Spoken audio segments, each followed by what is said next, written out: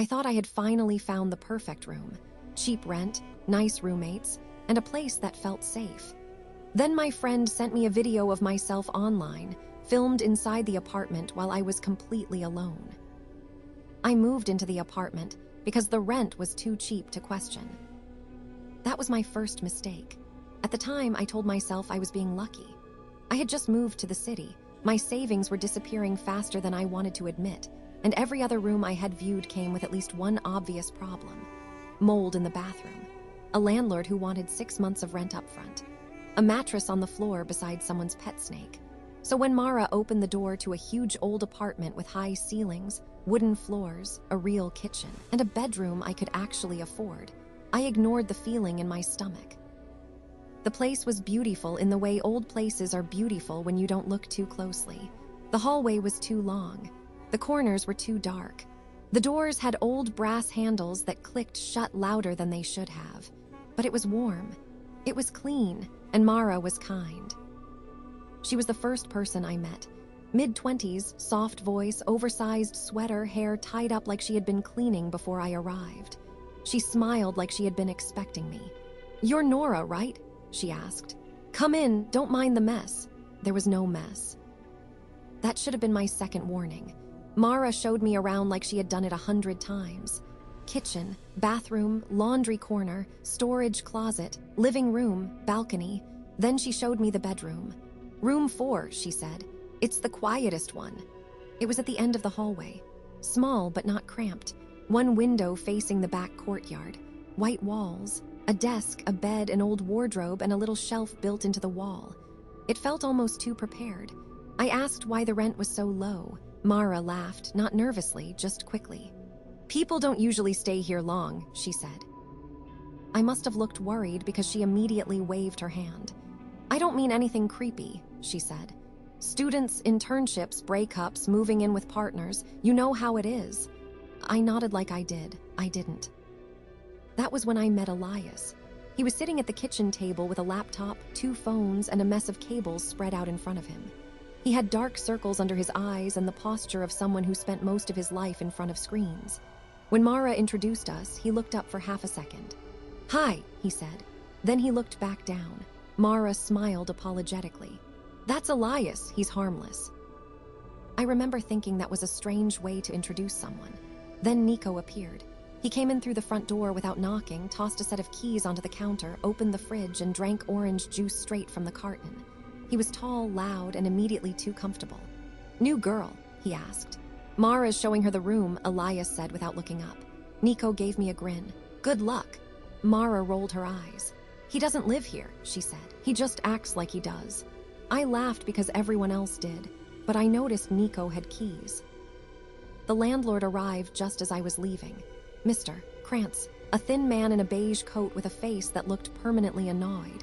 He said he had come to check the smoke detector, but he spent more time looking at me than at the ceiling.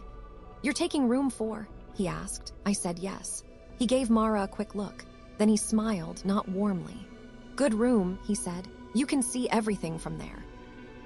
I assumed he meant the courtyard. 3 days later, I moved in. For the first week, I tried to convince myself I had found the perfect place. Mara helped me carry boxes. She labeled a shelf for me in the fridge. She added me to the group chat. She made tea the night I got overwhelmed unpacking. She was easy to trust. Elias was not. He came out of his room mostly at night. Sometimes I heard him in the hallway at 2 or 3 in the morning, walking softly, stopping outside doors, then moving again. He always looked tired. He always looked like he knew something he didn't want to say. Nico was there constantly. On the couch. In the kitchen. Fixing something under the sink. Borrowing something from Mara. Laughing too loudly at things that weren't funny. And Mara was everywhere. Not in a bad way at first. She was just present. She knew when I had work. She knew when I had slept badly. She knew when I had forgotten to eat. I thought she was observant. I didn't know yet that there was another word for it. The first strange thing happened in the bathroom. It was late, a little after midnight. I had brushed my teeth and was washing my face when I noticed a tiny light in the corner of the mirror. It was so small I almost missed it. A faint white blink. Then nothing. I leaned closer. There was no button, no visible brand name, no crack in the glass, just my own face staring back at me. Then it blinked again. The next morning, I asked Mara about it. She frowned like she had never noticed. "The bathroom mirror?" she asked. "Oh, I think it's one of those smart mirrors. It was already here when I moved in." Elias, who had been making coffee, froze just for a second, I noticed. "What's a smart mirror doing in a shared bathroom?" I asked. Mara shrugged. "Ask Krantz. He said some old tenant installed it. It used to show the weather or something." Then she smiled. "It's broken now, obviously." Elias quietly said, "It's not broken." Mara looked at him. The room went still. "What?" I asked. Elias didn't look at me. He looked into his coffee. "I wouldn't change in front of it," he said. My skin tightened. Mara sighed. "Elias!" He pushed away from the counter and left the kitchen without another word.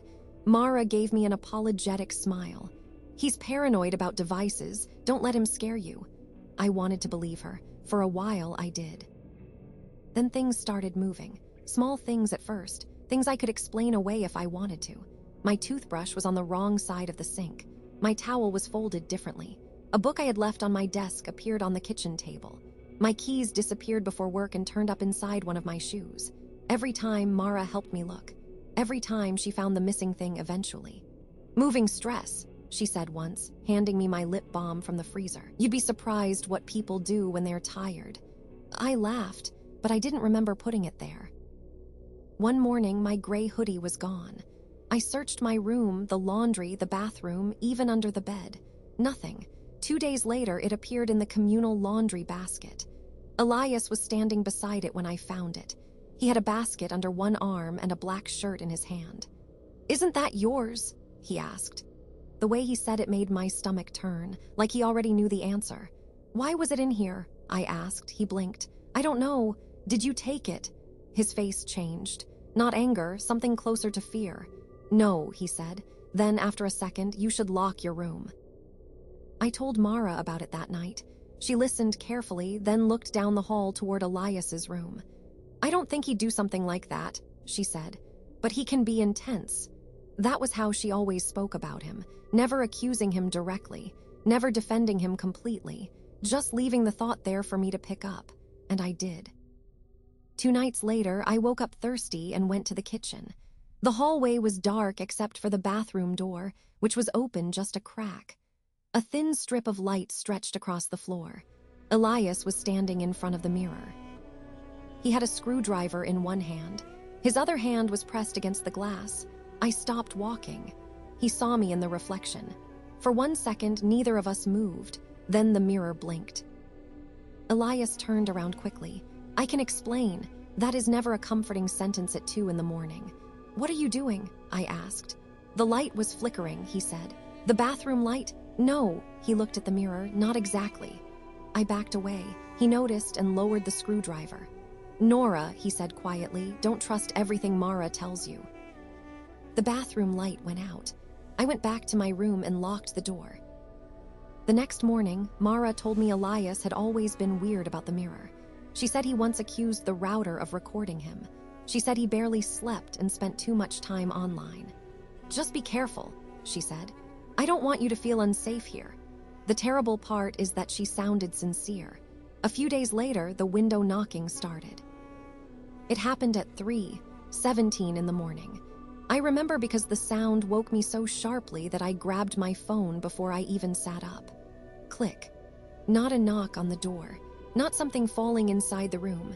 A hard little tap against the window. I held my breath. Click. I lived on the 2nd floor.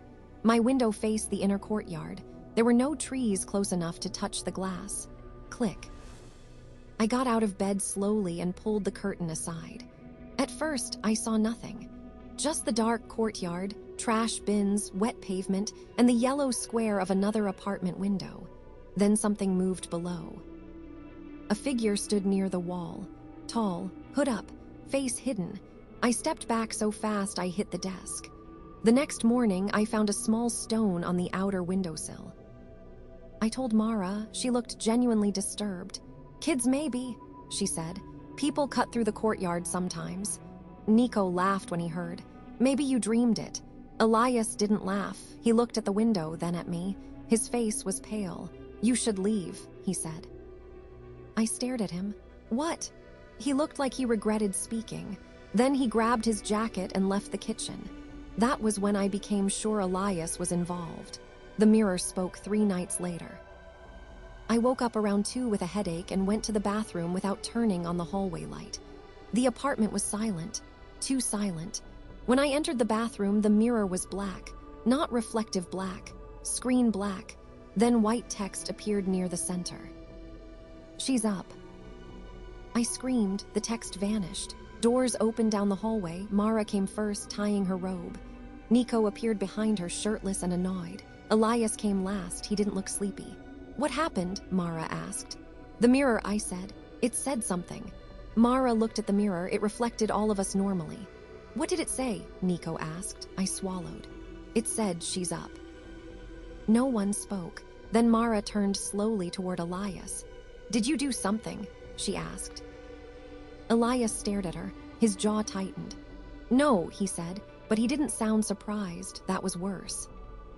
I started sleeping with a chair under my door handle. It didn't help, because the problem was never just the door. The first video came from my friend Jewel. She didn't call me at first. She just sent a screenshot and one message. "Please tell me this isn't your kitchen." I opened the image while sitting on my bed. For a moment, my brain refused to understand what I was seeing. It was me. I was standing in the WG kitchen in my oversized sleep shirt, holding a glass of water, hair messy, eyes half closed. The angle was high, like the camera was hidden near the ceiling. I called Jewel immediately. "Where did you get this?" I asked. She sounded scared. "I found it on some weird site. I thought it looked like you, but I didn't want to freak you out until I was sure." "What site?" "I don't know how to explain it," she said. "It's like a private clip page, not normal social media. Someone posted a link in a forum." She sent it. I should not have opened it, but of course I did. The page was ugly, dark background, no real branding, no names, just thumbnails, categories, usernames, and numbers beside them. The first video was titled, "Room 4 Still Has No Idea." My room, room 4. I clicked it with shaking hands. The video showed me in the kitchen at night, drinking water. Nothing happened. No jump scare. No violence. Just me existing in a place where I thought I was safe. Under it were comments. "She scares easy. Make her check the mirror again. Hide her keys next. The weird guy is perfect. Push that." My skin went cold. I clicked another video. "New girl checks the mirror again." It showed me standing in the bathroom, staring at the blinking corner of the mirror. The video was cropped high enough that nothing explicit showed, but that did not make me feel better. Someone had filmed me in the bathroom. Someone had titled it, uploaded it, let strangers comment on it. There were categories on the side of the page. Kitchen, hallway, bathroom mirror, room 4, night requests, paid prompts. I clicked paid prompts. At first they were small, almost stupid. $15, move her toothbrush. $25, hide her keys before work. $30, window knock again. $50, make her blame the weird guy. $75, leave something under her pillow. Some had little heart icons beside them, liked by host. I stared at those words until they blurred. Liked by host. That meant someone was choosing. Someone was accepting requests. Someone was turning my life into tasks. I sent screenshots to Jewel. She called me back immediately. "Nora," she said, "you need to get out." "I can't just run," I whispered. "I need to know who it is." Even as I said it, I knew how stupid that sounded. But I needed proof. I needed certainty. Because if I accused the wrong person, I was trapped in a house with the right one. For the next 2 days, I watched everyone. Elias stayed in his room. Mara made soup and asked if I was feeling okay. Nico came over twice and once made a joke about me looking like I hadn't slept. Mr. Krantz appeared to check the internet connection, even though no one had reported a problem. Every single person became possible. Then the website updated. A new clip appeared. She heard the knock. It was filmed from inside my bedroom. I almost dropped my phone. The angle showed my bed from the corner near the wardrobe. I saw myself sit up after the stone hit the window. I saw myself freeze. I saw myself pull the curtain aside. The camera had been in my room. Under the video, someone had commented, 30 well spent. Another user replied, I live close. I can do the window again. The host had liked it. That was when I realized the figure outside had not been Elias. It might not have been anyone from the apartment at all. That night, Mara made tea. I was sitting at the kitchen table, trying to act normal, staring at every corner of the room like I could spot the lens by force. Mara placed a mug in front of me. You look like you're about to fall apart, she said gently. Drink this, it'll help you calm down. I looked at the tea. Steam curled above the cup. It smelled like chamomile and honey. A week earlier, I would have thanked her. I would have drunk it without thinking. Instead, I wrapped my hands around the mug and pretended to sip. Mara watched me for just a little too long. You don't like it, she asked. I burned my tongue as I lied. Her smile did not change. Later in my room, I poured the tea into an empty water bottle and hid it in my bag. I don't know why. Instinct, maybe. Then I checked the website again. A new prompt had appeared. $200, put something in her drink. My hands went numb. Under it, another comment said, she drank it last time. Do it again, but film the morning after. The host had liked it.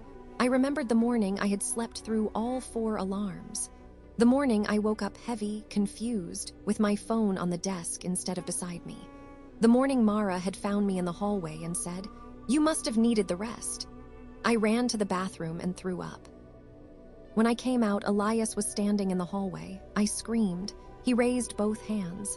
Sorry, what do you want? I snapped.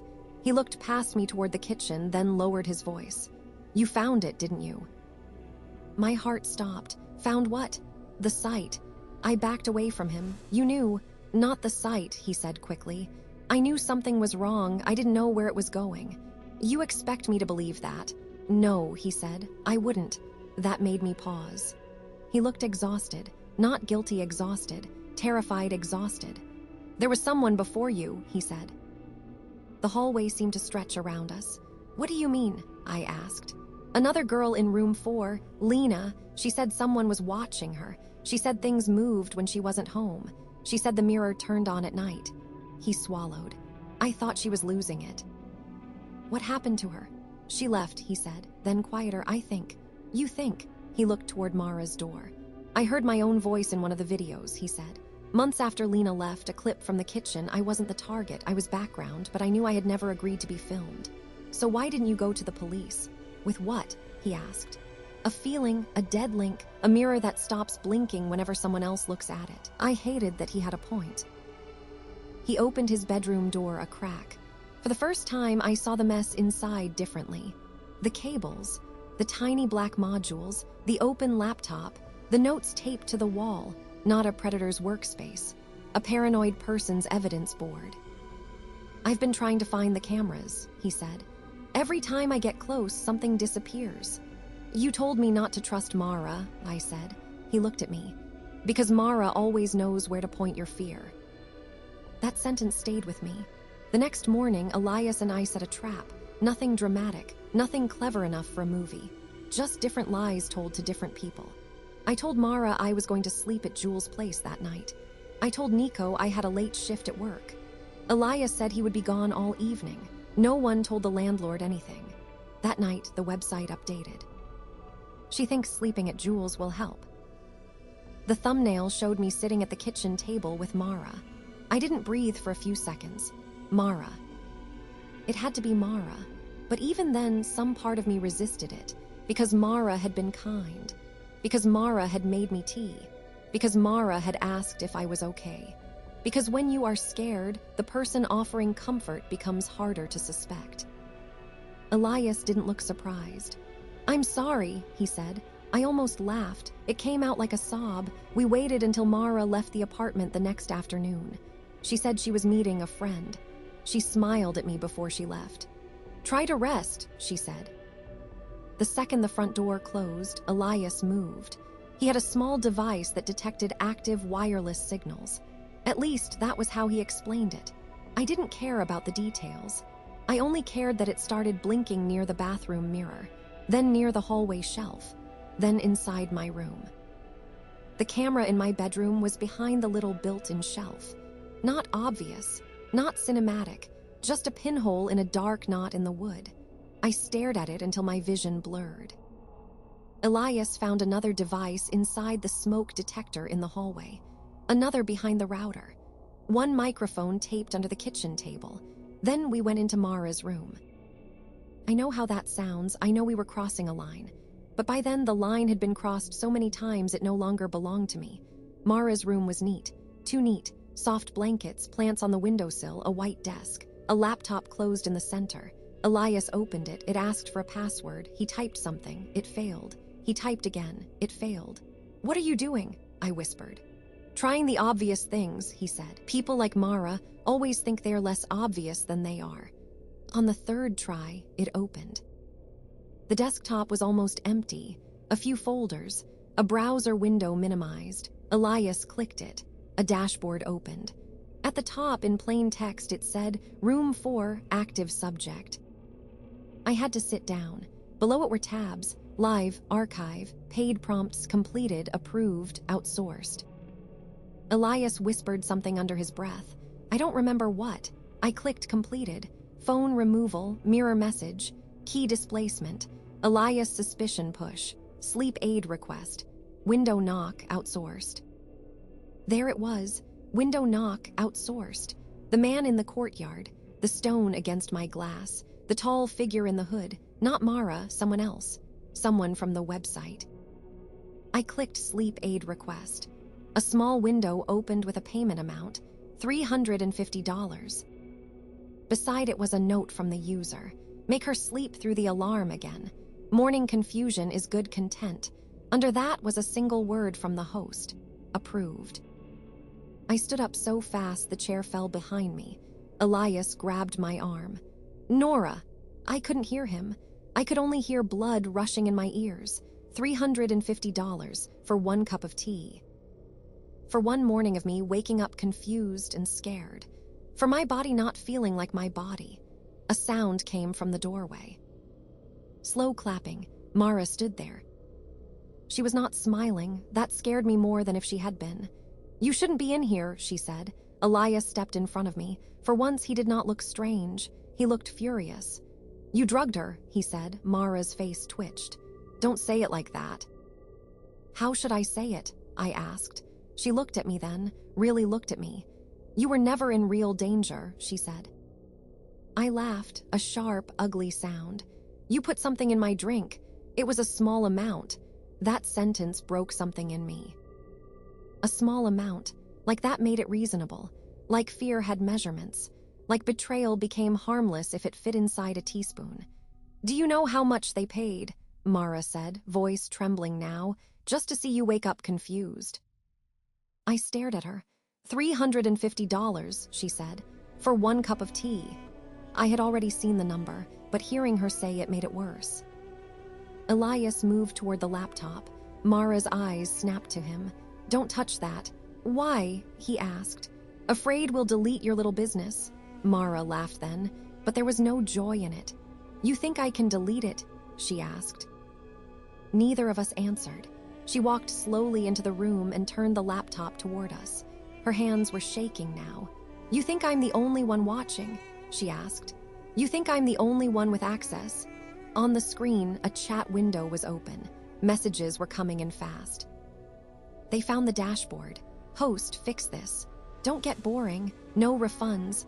Room 4 is profitable." Then another message appeared. "We know your real name, Mara."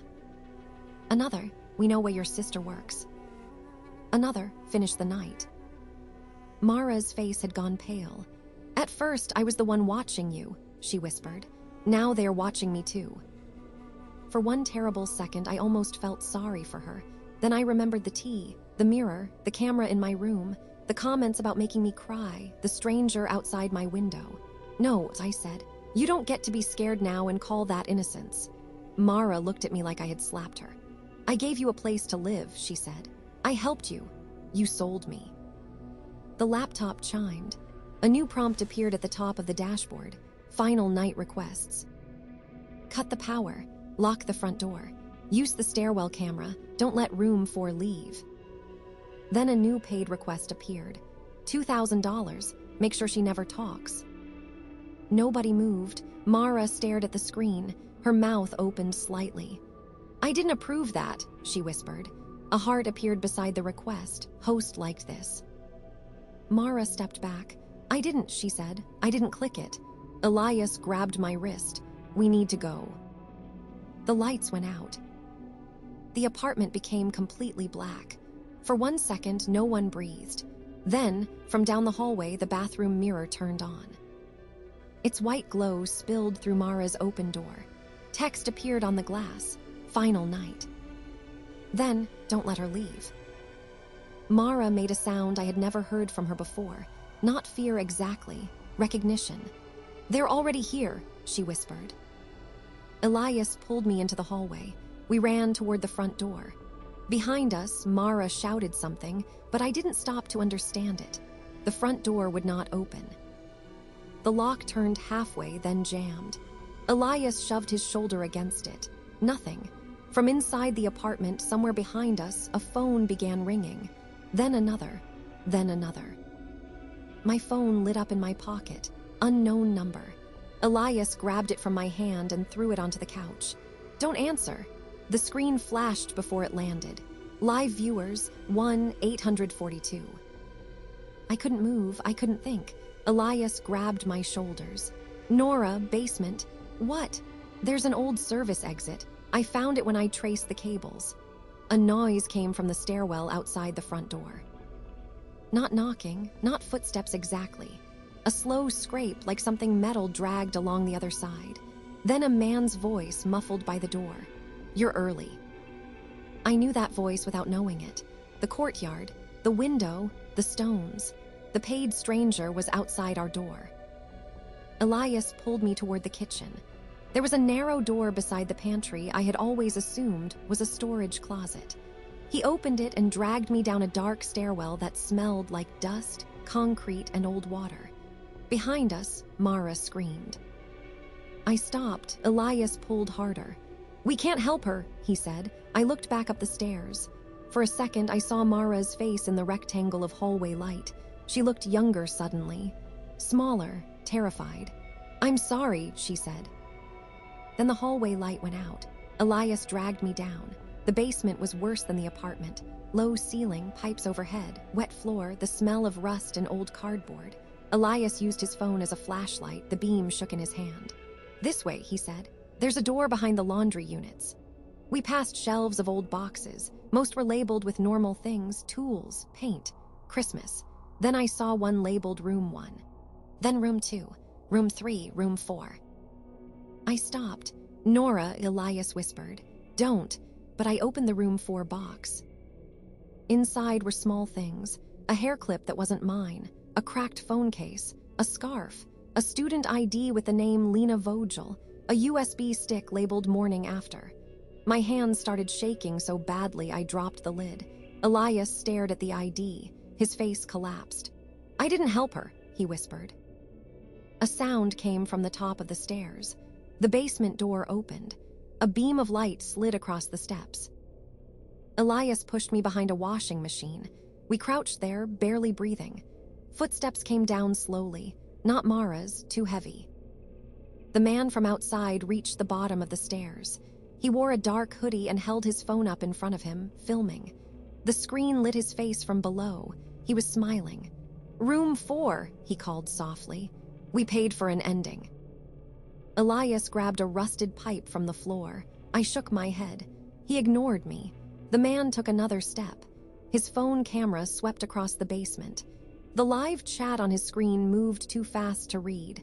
Then his light caught my shoe. He smiled wider. There you are. Elias hit him. Not gracefully, not like a hero. He swung the pipe with both hands and hit the man's wrist. The phone flew across the floor. The man shouted. Elias hit him again, this time in the shoulder. Run! Elias screamed. I ran, past the boxes, past the laundry machines, past the shelves of old lives Mara had kept like trophies. Elias caught up behind me, breathing hard. The man was yelling now. Mara was yelling from somewhere above. The apartment seemed full of voices, but I couldn't tell which were real and which were coming from phones. We found the service door behind a stack of paint cans. It was chained. For 1 second, I thought that was it. I thought we were done. Then Elias pulled a key from his pocket. "You had a key," I hissed.